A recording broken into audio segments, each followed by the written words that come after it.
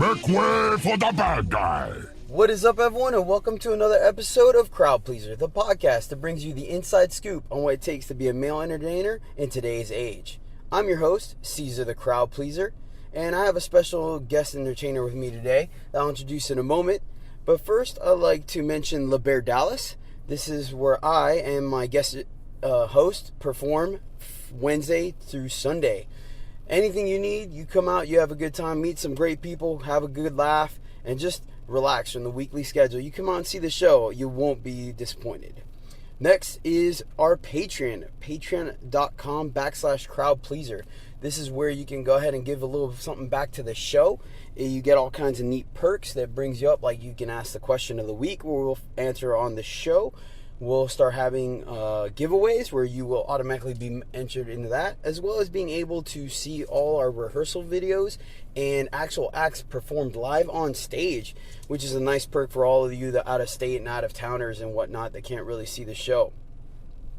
All right, now my guest host today, actually we started 2 weeks apart. I started dancing, he came in 2 weeks later, so we've pretty much grown up together in the stripper world. He's been dancing for 5 years as well.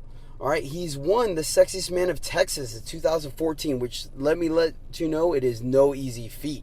He's an up-and-coming writer, throwing out various books on ebook format, and he has a special one that we'll talk about later coming out soon. I'd like to welcome to the show Axel Rains. How you doing, Axel? Hey, I'm doing well. Thanks for having me on, Caesar. It's good to have you, man. Good to have you. Like I said, we spent a lot of time together throughout the years, and I find you one of the most interesting people I have conversations with. We're both very ambitious and constantly looking for the next step. So it's fun to have you on the show. I appreciate you coming out. So today I want to discuss something that's a little out of the norm, but I feel like it really needs to be discussed, which is various stripper theories I have. Stuff that may or may not necessarily be tangible, but I feel like it is open to discussion and really something that we can use to kind of break down the factors and aspects of stripping in general. All right, let's go ahead and dive right into it. So our first stripper theory is that I believe 90% of the money that flows through the club is tipped by 10% of the women or patrons that come into the club. And it's really interesting that that's the numbers, because you would think with how many women come through the club, it would be a little more spread out.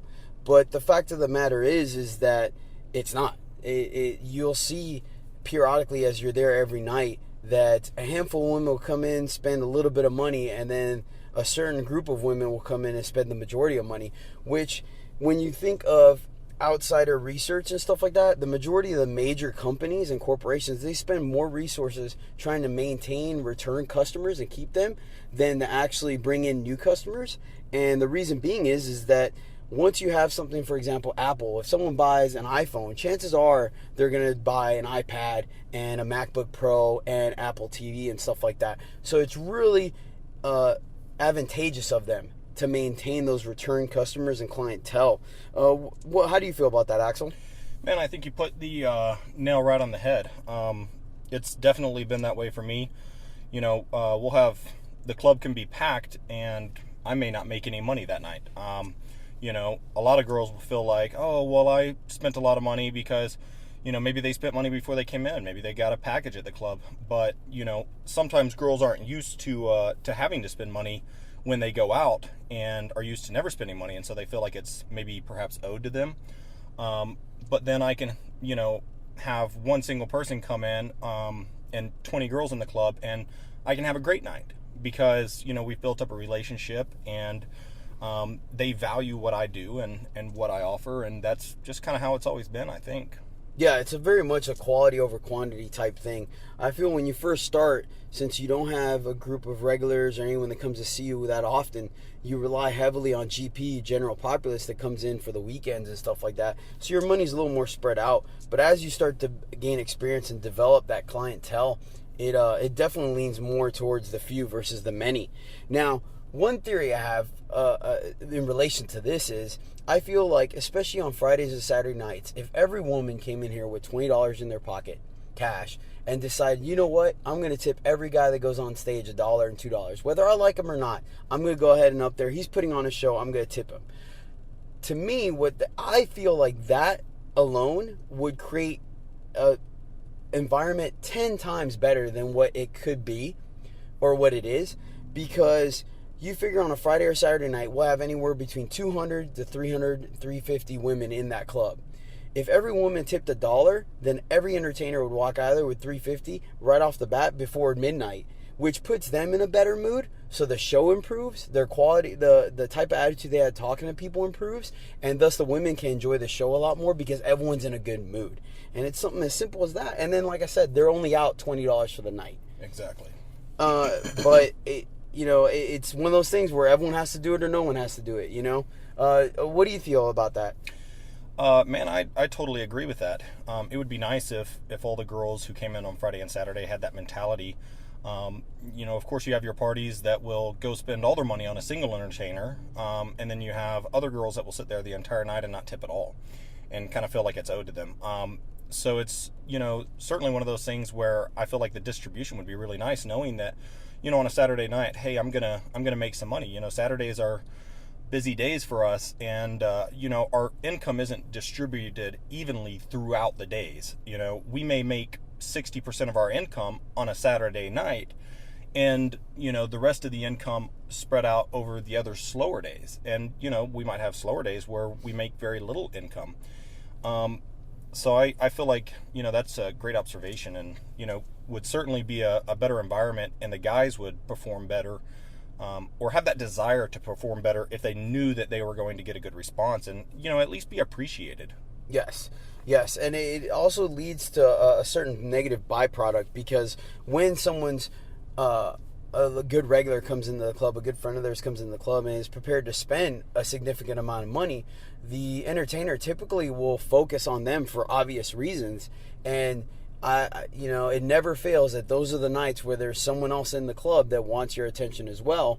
And I have an open relationship where I can sit there and communicate with everyone, let them know, hey, look, this person's buying me out for the last 2 hours of the evening, so if you want any dances or anything like that, we could do that beforehand, but that's going to happen. But sometimes you don't know someone that well to communicate that, and then you end up getting like an angry text message or Facebook message or a mean look, and that woman as well gets a little bit of animosity. But they have to understand that a table dance or two versus being bought out for several hours, you have to make sure you meet your quota so your bills are paid.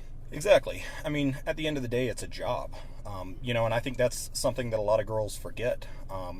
But it is a job, and we do have to take care of the people that are going to support us. And, you have some girls who they might not communicate that, or maybe they're shy, maybe they are too scared to come up and tip you earlier, but then they've had a few more drinks and they want to get a dance from you at 1:30 or something. And that's one of those things where, they just have to be understanding that, even at the start of the night, if you communicate, then it works out much better. But invariably you have people that they're either too intimidated to communicate or come up to you, or just don't have the forethought for it. So yeah, I feel that way as well. You bring up a very good point as far as it being a job. It leads me into my second theory that I'd like to discuss today, which is quite often we find ourselves being asked, oh, why don't you skip work, come hang out with me, or come do this concert or whatnot. And because we do work on prime outing hours. We work Wednesday to Sunday, we work at night. Friday and Saturday is typically when everyone goes out. That's when all the events are held, UFC fights, concerts, you name it, that's when they occur. And so quite frequently we get asked, take the night off. And I feel like that happens from a place of ignorance, because they don't realize that it is a job. You wouldn't ask, any other person, a lawyer, a doctor, a secretary, it doesn't matter. You would not ask them, hey, take the day off, let's go play hooky. It just doesn't happen because you understand responsibilities. And I feel like a good portion of women, maybe about half, I would say, which to me is way too much anyways, feel like it's a party because, let's be honest, we cater to a significantly young crowd. Not all of them, but the majority are a younger crowd. And the club to them feels like the same thing that they've done in high school and in college, which is party. So they assume like, hey, we're just here partying as well. And they don't see it as their job. And I feel like that's why we get asked so often to take the night off of work or skip work, so to speak. Yeah, absolutely. I think it definitely comes down to that. And, again, people either feeling like they shouldn't have to pay, or, as if, yeah, it's fine for us to just hang out and do whatever, but someone may be like, oh, hey, well, let's go to a pool party tomorrow, and I'll take you out there. But maybe I have a strippergram and I would rather make, some money before I go into work that night, than go and hang out for free. And so, invariably they don't see it as work. They don't see it as what we're doing. But at the end of the day, we're entertainers. You wouldn't ask an actor to, do a role for free. You wouldn't ask, a musician to do something for free. And at the end of the day, our time has to be respected because, we're trying to get places in the world too. Everybody's trying to go somewhere. At least I know most of us entertainers are. And because of that, we need to get paid, and we can't afford to take off and just do everything for free because we're asked that by hundreds of girls a week. And if you don't have the time, and you can't have the time for that many girls and to have that many relationships, especially when it cuts into your ability to pay your bills and make your money. It's something that happens across the board. I don't think it's exclusive to the stripping community. I know females run into that problem, but I am friends with a handful of local band members that they play private events, and they told me the same thing. It's periodically they'll come across someone that's like, hey, do you mind playing my friend's wedding or a birthday party or something like that, and it's a special occasion to that person, but the band can have a gig that same night for a company party or another wedding and stuff like that, where they can make significantly more money. And they typically try to accommodate people based on the intent, and as well as, hey, I would really like to have you at my party. I'll pay you what I can. Is this something we can work out? That's a lot more acceptable than people just being like, hey, we're friends, couldn't totally take, miss out on a high paying gig to come do me a favor. And it's them simply understanding the fact that yes, they play in a band, yes, music is associated with fun, but for the band, it's work. Exactly. Exactly. So let me ask you, how often do you get a female to walk up to you, first time you've met her, maybe the second, and she just exclaims she's going to be different. She's going to be the exception to the rule out of all the women you talk to? I love it when that happens. Really? Oh, do tell, please. Oh, man. Well, it makes me laugh because by simply doing that, they are already falling into the same category that so many women do. It's great to want to be different. It's great to want to have genuine relationships. And I think, at least you and me as entertainers, we highly value genuine relationships, especially with people who come and see us and support us.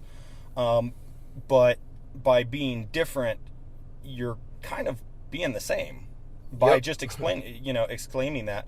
And then their actions are typically the same as, many women before them. We've been dancing for 5 years, and, we've seen the same tricks over and over again. Oh, I totally agree with you, which is it's very humorous because, like you said, the second they just kind of make that statement, like, I'm going to be different with such authority and, like, they're going to win you over, it's kind of like just automatic Robert Downey Jr. eye roll because it's like, okay, let's see what your spin on this is going to be. But the fact of the matter is you're one of 8 just this week. And I feel like it comes from a lack of respect. Once again, it goes back to the job thing. This is our job, and they have to understand that we're not doing this just to pick up chicks or party or anything like that. We really are working, and for you to not understand that and not understand that I'm putting on a show, I'm performing, I'm making people happy, you can show me some love by tipping me and by being genuine with me. It creates that you start bridging instead of bridging the gap, you widen the gap already. They just finished introducing themselves, and you're already like, okay, you're going to be one of those, and just completely throw out my occupation. You don't walk up to a doctor and be like, I'm going to be different. You're going to operate me for free, and I'm going to cook you dinner instead. Like, that just doesn't work. The doctor's going to laugh you out of their office, and that might be an extreme comparison or analogy, but it runs very similar to us, don't you think?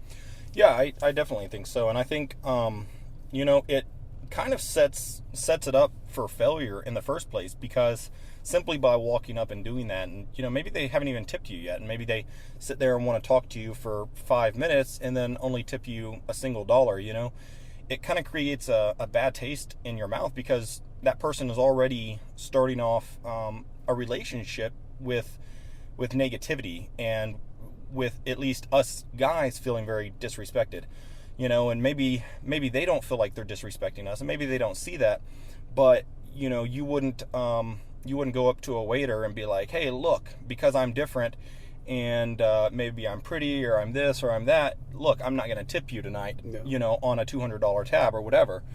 And so, yeah, it creates a feeling of disrespect, and, generally that woman has to work her way back from already starting in the doghouse. Yes. And the fact of the matter is that every guy is different. So you don't know what you're walking into. I could be a guy that I like humor, and you're going to be different or whatnot, and I crack a joke that you take the wrong way. Well, that already, because you didn't take the time to kind of understand your audience, you already have another strike against you. And it's true. If you really want to be different, then follow quote unquote protocol. If you want to talk to us and get to know us and stuff, throw us a couple bucks on stage, a couple bucks on side stage, occasionally get a dance. You'd be surprised what happens and what can blossom from that when you kind of start to move away from like, oh, you're a stripper, but I'm going to throw all that out the door and I'm going to make myself known. It's like, yeah, you're making yourself known all right, just not in the way you think you are. Exactly. Kindness goes a long way in pretty much every walk of life, I think. And, when we feel like you're being kind and respectful, and that creates a desire to have, a better relationship, and a more functional one, and one where we want to see it go somewhere. We want to see it continue. Maybe it's as friends, maybe it's more than friends, who knows? But the nature is, everyone is different. And, we may be just as curious, but if things go negatively, right from the start, that automatically, turns us off of that idea. So. Yes. And like I said, if you want to make that call and start to adjust, then you need to do that after you have information, which is getting to know the person. And it lets us put our guard down when someone understands how the club works and they kind of go about it. It shows at least a basic understanding and level of respect and appreciation for what we do. And then it allows us to be more genuine, and which kind of segues into my final theory that I'd like to discuss, which is just kind of taking the money out of the equation. That once that aspect is out of the way, both people can be a lot more genuine and kind of see where it goes. Exactly. For example, like, we're obviously, when we meet someone new, the first thing we're worried about is like, okay, let's see if they're nice or not. Are they drunk or not? Are they, what do they think of me? Are they gonna be perverted? Are they gonna be respectful? And then how much they tip and stuff like that. And when you start establishing those regulars and people that become friends and family and stuff like that, because you've known them for years, all that starts to happen when you eliminate the money aspect. When you take care of that initially, there's no wondering. You're not kind of like, there's so much less pressure on both people to perform, or not even to perform, that's the wrong word, but essentially to guard themselves, to hope that they get the correct reaction. Yeah. Does that make sense? Absolutely. Well, how do you feel about it? Yeah, man, I feel pretty much that exact same way. I've had, people come in and tip me before, and they've given me a lot of money, but they've still been rude. And so I haven't really had that desire to, have a positive relationship, and to really want to see it continue and further. But with people that come in and are nice and respectful, they don't have to give me, $1,000 a night. That's not necessary.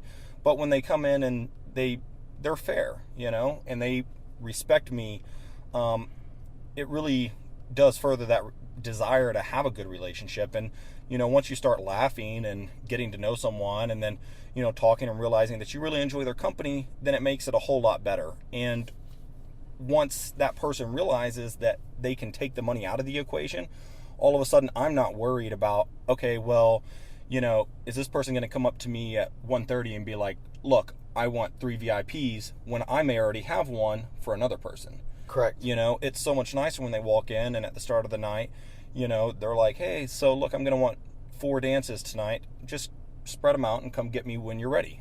Yeah.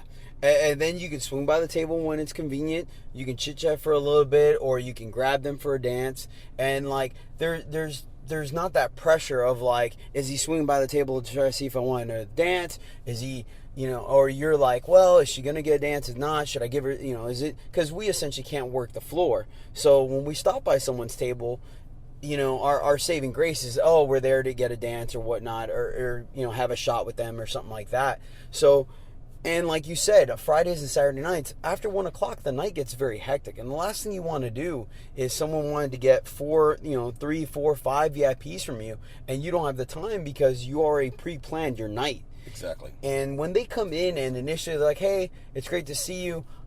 Just come get me whenever I want 3 dances tonight. You can space them out so they're not all in the beginning of the night or all at the end of the night, or they don't have that problem of trying to find you.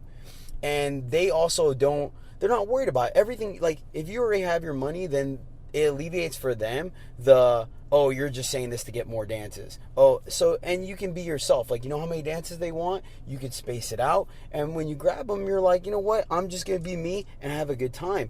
And you're not worried about, well, let me not joke around with her too much because she might not like it and not get another dance. And it really works back and forth. It works on both sides, I feel like, because of that. Like, there is a lot of pressure, and there's always that underlying tone, like what's being done for money on both ends. And so when you take that aspect out, like, it's so much better. And you hear about it all the time. You've gone on a tour guide and you tip the tour guide ahead of time, be like, hey man, here's extra such money. Like, make sure you show us, take your time showing us this part or whatnot. Or, I went to Australia and there was a hike and we got to 4 waterfalls and the guy's like, well, we can hit 6, but it kind of shortens the time or whatever. And people were going back and forth, and I tipped them extra. I was like, hey man, I'd rather enjoy each waterfall. I'm good with seeing 4 of them. And it ended up just working out because there were a couple people that wanted us to huff and puff, and we were just going to like show up, take pictures, and move on, and not actually swim and enjoy the scenery. And so it really does. That also helps as well when people buy you out for the night. Yes. Both in the club and outside the club. There's plenty of times where people are like, hey, I would absolutely love for you to go to this concert with me and this and that and blah, blah, blah. And, it's when they don't suggest a money monetary compensation or anything like that, like, hey, I'll compensate you for your time or whatnot. It really creates that weird position for you where it's like you might like the band and you're like, man, I would love to go and I enjoy spending time with this person, but missing on a Friday or Saturday night, which is a big money night for us, is difficult. And it makes it awkward for us to throw it out there as well. Be like, well, I'll go, but you got to pay me. It's like, then all of a sudden they feel hurt and used. So it's like when people suggest that off the bat, now you kind of leave it up to us. Be like, well, you know what? I really like this band. I think it'd be a good time to see you. Sure, why not? And it may be more than what we make that night. It may be less. But if we feel like, hey, they respect what we do, they're showing us the proper amount of appreciation, then you know what? We might take a hit financially to go enjoy experience together. And really, every time I've heard that, of people doing that, I've never heard of anyone being disappointed. Yeah, I would certainly agree with that. It's funny, I have an experience where I've had several people where they'll go and they'll buy some really expensive ticket or, really book at a really nice restaurant and be like, look, I really just want to take you out and, I'm going to show you a really nice night. I'm going to spend all this money, but then they don't offer to compensate me for my time at all, and it may be on a Saturday night or something like that. And I'm like, well, look, at the end of the day, that might cost me 60% of my week. I could be losing, $400 or $500, and that's a lot of money to lose just to go out. But they feel like because they've already booked at a nice restaurant or booked really expensive concert tickets or anything like that they don't have to pay. And then I'm in a really awkward position to be like, look, I know these are really nice tickets, but my rent's coming up and I'm gonna have to pay that, and I have car insurance and car payments and everything else. And so it really creates a much better situation when they just go ahead and offer it. They're like, hey, look, what do you normally make on a Saturday night? And I'm like, look, I normally make this much. And they may be like, look, I could only give X amount, and that might be all right. And I'm much more likely to be like, okay, you know what? I'll hedge my bet. I might have made 300, I might not, but I'll hedge my bet because I really want to do this and I enjoy being around the person, and they've been very professional and nice to me about it, and very respectful, and you just get much better results that way, I think. And I think that's in every walk of life, so it's not unique just to dancers, but it's certainly a true theory of this place. Yes. And you're correct. Like, the amount of money that is spent is taken into consideration, and it does make an impact. But the nuts and bolts thing of it, we don't get paid time off. We don't have sick days. So when we don't work, we don't get paid. And the experience is fantastic, and it really does end up creating really good memories. But sometimes you kind of have to meet in the middle. Yeah. And it's very difficult not to... It's difficult for us to throw that out there because it makes people question our intentions despite how logical they are. Exactly. Once the other person throws it out there, then it makes it a lot easier to adjust and kind of figure out if it is something that's possible or not. So it's just something that needs to be, taken into consideration. And even for the night, I'm telling you, one final note to end this on is just the fact that, like, when the money is taken out of the equation, you really do feel a lot better about the things that are done and said because, for the guy is like, well, I already got paid, so I'm not worried about making mistakes. And then for the female, like, she understands that, like, he already got paid. He wouldn't be saying, like, he doesn't need to say anything to quote unquote butter me up.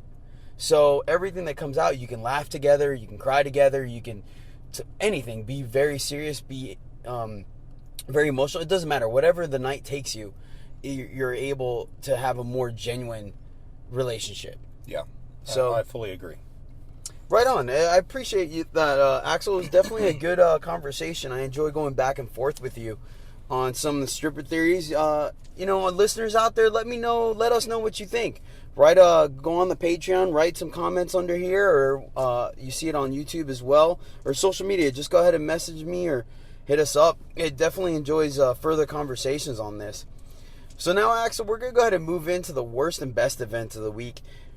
As a stripper, we always get asked, oh, what's the worst thing that's happened to you? Oh, what's the best thing that's happened to you? Weirdest, all that stuff. So I feel like this is a little insight into those kind of questions for people. I'll go ahead and start off with our worst event. So the other day, I was on stage. I was doing Get Down, Make Love, which is my typical, solo act with a female. It's to Queen's Get Down, Make Love. It's a lot of fun. I play around with the girl and whatnot. I get a little close to her, move back, dance with her, spin around and whatnot. So they put up this random girl up. I didn't know Pablo or Caden put her up and stuff. So I'm dancing on her, doing the act. And there's a point in the act where I end up doing a handstand down into a body roll on the ground and slowly glide my my face across her leg and up her body and whatnot. And I got to tell you, as soon as I went down and looked up, this girl was wearing a miniskirt and high heels. And I kid you not, like, I found out later on she was a stripper, but she had the hairiest legs I have seen in a very long time. I was just like, like, they were hairier than mine, man. And then I was just like, you've got to be kidding me. All right, well, we got through it. Don't breathe, push through it. So I started dancing, and then there's a part where I have to open her legs so I can stand on the chair to climb up and do a little, some other part of the choreography. So, man, it was, oh, God. I went ahead, opened her legs. Granted, I didn't look because obviously she was wearing a miniskirt. And, dude, she was not wearing panties.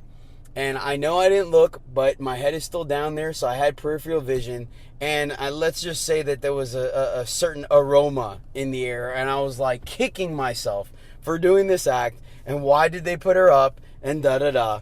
Either way, we pushed through it and we finished it. She had a great time. And, yeah, I wish I could forget that. How about you, brother? Man, I don't know if I have a worst event like that. I did have a kind of comical event that was weirdly bad. I went and showed up for a strippergram as a doctor. And, strippergrams at the very start, you do a little skit, it loosens the tension, it's funny, it's sexual, it's entertaining. And I show up, and on the paper they had that they wanted a tall white guy. And I was like, okay, that's cool, so no big. And when I show up, nobody spoke English. Not at all. No kidding. No English. And except for one girl, and I think she was probably like 16 years old, who was drinking a beer the whole time, which was kind of awkward. And I was like, But needless to say, I tried to have her translate the doctor's skit, and it turned out to be decent, but half the women didn't even want to have me get near them. And so it wasn't a great event. It was kind of comical at the end, but it was certainly very, very challenging. Yeah, I've been on those strippergrams before where people are putting chairs in front of you and them and all kinds of stuff. So that's the joy of strippergrams. You never know what's going to happen when you walk through those doors. Oh, yeah. So my best event of the week actually is something that I feel is like a first time for us, but it was really neat. So one of our former dancers, retired Carter, ended up reaching out to me. He wanted to propose to his girlfriend, and he wanted to kind of do like a surprise thing and a flash mob. I told him it was a little tough to do, but we ended up getting together and worked out this scheme where we got him on stage, got his girlfriend on stage, and I knew it was going to go over well, but to my surprise, the crowd just ate it up, and he was able to surprise her on stage and propose over the PA or over the sound system. And I gotta say, it was really a good feeling to be a part of something that unique and that special. So it was super cool that he decided to reach out to me and make that happen. I'm really glad it did, and it's something that I'll keep in my memories for the rest of my days. I'm sure a lot of other people will as well. As far as a best event for me this week, it's kind of a general thing, but as you know, I've been growing a beard here lately, and it's really starting to come in. Yeah, it's looking fantastic. And every now and then, depending on the night, sometimes I just won't have hardly any girls come up and tip me. And I'm kind of starting to doubt, the viability of having a beard, and, maybe girls just don't like it. But then this last Saturday night, we were packed and really busy, and I went up on main stage, and my main stage was just phenomenal. And I was like, okay, thank God. That's validation. Yep. To know that I can keep doing it, I can keep going, and that, it just depends on the night, but that, that it's working. Yeah, you get a little positive reinforcement. Yeah, it's positive reinforcement. So. Right on. Well, with that, let's go ahead and put a bow on it. We're getting close to our time hack, so let's go ahead and do some housekeeping here. I just finished the Kickstarter for my reality show, the Caesar Crowd Pleaser Contest.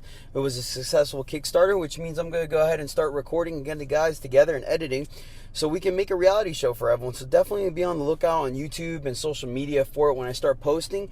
It's going to be a reality show based on where the gentlemen are going to be making acts to perform every week, and the women and men, everyone on social media, get to vote on my website where who stays on the show and who gets to go home. And obviously they're to be competing every week for cash prizes. All right. Next up is a project you're working on, which I was fortunate enough for you to send me the first 3 chapters, which I got to say I definitely enjoyed reading. I can't wait for you to finish. Is a mystery thriller that you are working on currently called Exless, correct? Yes. You want to go ahead and tell our listeners a little bit about it? Yeah, man. It's pretty cool. At least I think it's cool. It's set in the near future. It's about autonomous vehicles or driverless cars, which they already have in California driving around right now. So it's, basically covers a cyber attack that, would kind of make you wonder what would happen if you were in a car, but then the control of the car was taken over by a hacker, and what would happen. And it involves, some kids, worried mother, some corrupt politicians and officials and people like that. So it's really fun, and I think the readers will really like it. Yeah, like I said, I'm stoked to hear about it. I think it's going to be fantastic. All right, let's go ahead and close it up. Ladies and gentlemen, you guys can find me on social media. I am Caesar LeBear on Facebook and Caesar LeBear 7 on Twitter and Instagram. You can find this podcast on iTunes, YouTube, and SoundCloud. Just look up Caesar the Crowd Pleaser. Axel, where can people find you? Man, I'm at Axel Rains at Facebook, also Instagram.